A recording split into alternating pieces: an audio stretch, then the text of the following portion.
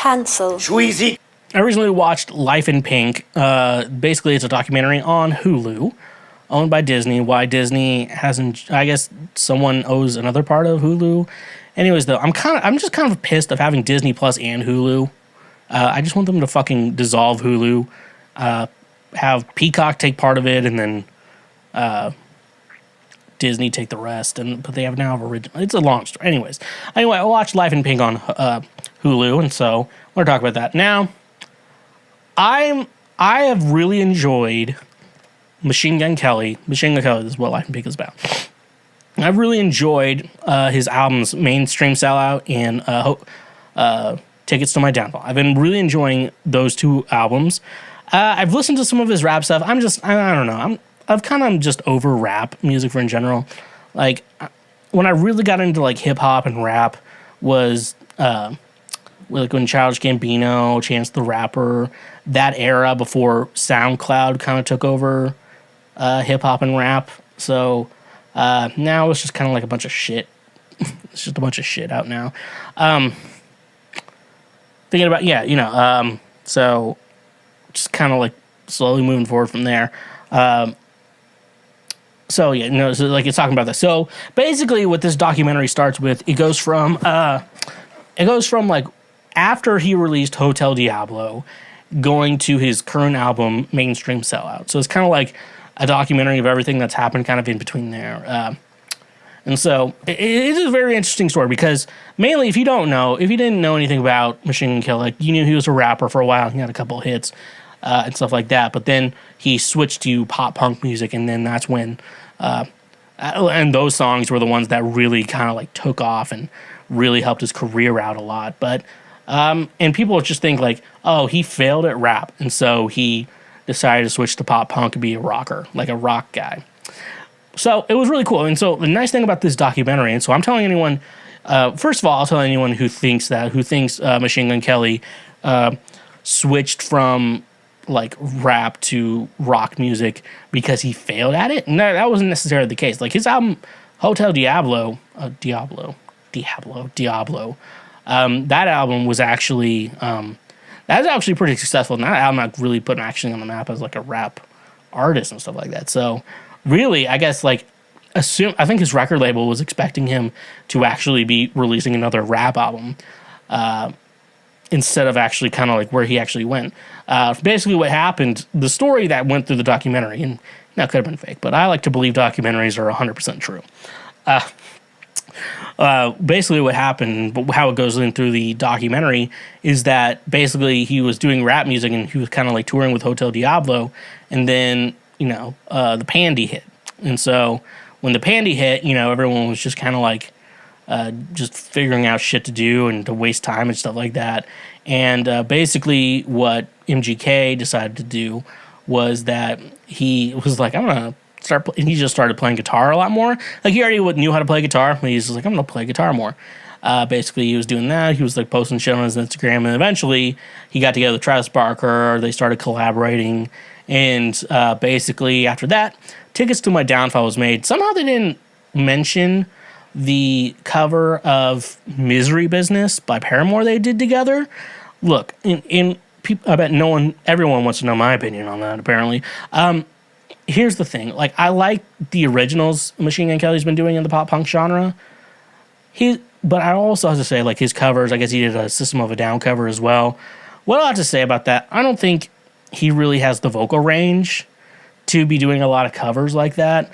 Like, he has a very limited vocal range, which I'm not saying is a bad thing. Like, when they write his albums, Mainstream Sellout, and they write Tickets to My Downfall, when they wrote those, they wrote those for his voice, and that's really worked. That's the thing about writing music. You have to write it for your voice. If you're the artist and you're going to be the singer, and you have a very limited vocal range. That's why Johnny Cash was such a big artist, because he wrote songs I guess he may have written with other people. He wrote songs for his vocal range, and that's what made it work with Johnny Cash. And I think with Machine Gun Kelly's original music, I think that's what really works for what his original music is doing. And so it's just like, and one example I will say though, if you're like trying to not understanding what I'm trying to say here, so in Paramore's song Misery Business, Hayley Williams goes, "Whoa, I never meant to brag," and the item, I guess not the item, the specifics you want to go to when listening to that is the whoa. It's a scoop up. Whoa. That's what you're listening to. Now, when Machine Gun Kelly does that song, instead of doing the whoa, I never meant to brag, he does whoa, I never meant to brag.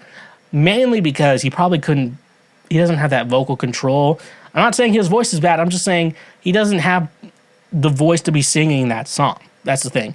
And so basically what happened is Melodyne or Autotune or whatever they were using for pitch correction, and he was probably trying to scoop up to it. He's like, whoa, I never meant to brag. They just kind of corrected it, so it's, whoa, I never meant to brag. For me, I went to school and I did singing lessons and stuff like that, which is not that specific style, but I kind of understand how skipping, whoa. So I could do that, but I'm not saying necessarily he should do that. And I just think, when you have a voice, you have to know your limitations with your voice. Yada, yada, yada. That's it. Yeah. So basically after that, they missed that. They missed the Misery Business part of it. They just skipped that altogether. But then, yeah, they made Tickets to My Downfall. And Tickets to My Downfall, I thought was a great, great album. And I really enjoyed it. I really enjoyed listening. That was probably one, I didn't have a lot of favorite albums in 2020, and that was probably my favorite album in 2020. Just saying that. I didn't do it. 2021, I had a good thing, which is on the channel too. Go check that out. Favorite albums of 2021. Oh yeah, they did this other scene. They basically have everyone in the room, all the record label executives, assistants, yada yada yada. A lot of them were on their phones. I know they were taking notes on their phone, but it's just such an LA thing for people to just be like, on their phone, be like, yeah, okay. So yeah, this is I just think of that scene from You, the season 2, where Delilah is like showing Joe his place and she's just on her phone the whole time looking at it and stuff like that. Just like, there's something on my phone that's that interesting for me I have to be on it 24/7. And those are the same people like you actually try to text to get to know them and sorry, I didn't see my phone. But when you're around them, they're like on their phone the entire fucking time. Like, those people fucking annoy me. Anyways, though, I saw those people, and, like, he was in the room. Like, they were all listening to the album because, basically, they had to have most record labels, they make you listen to the album and shit like that. Stuff like that, which makes sense, and it makes sense, but I also kind of hate it at the same time because, they're trying to sell a product. But as an artist, I fucking hate that. Anyways, though, in that scene, Machine Gun Kelly, he, like, jumps on the table and is, like, air guitaring and rocking out. I'm like, could you imagine being a millennial, you just hung over because life sucks and you drink all the time, going to your fucking corporate suit job, making shit ass music, but then like you kind of have some songs you kind of like, but you're also hungover, and then like this dude just starts fucking air guitaring on the table, like pretending to rock out. That would just fucking annoy me. That would annoy the fucking shit out of me. Also, I want to talk about, like, through this documentary, everyone calls him Kells. So I thought that was, like, a variation of his name, Colson. Like, I know, it makes sense out of his date. Like, I'm telling you, I'm Schweezy. That's not my real name. It's a variation of my real name. And the nice thing about having a stage name, a lot of actors don't go by their real names. The reason why you have that is because just when you have to do real world shit, like, say, Anne Hathaway, she goes by Annie or whatever. People call her Annie Hathaway or whatever. I don't know. Or Kelly Clarkson, she got divorced. Instead of going back to Kelly Clarkson, her, like, maiden name, she's, like, Kelly Leanne or something like that.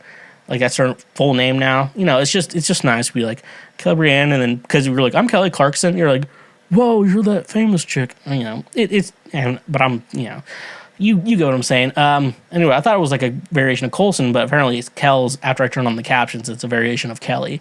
So it's like people just call him Kelly. That's kind of weird.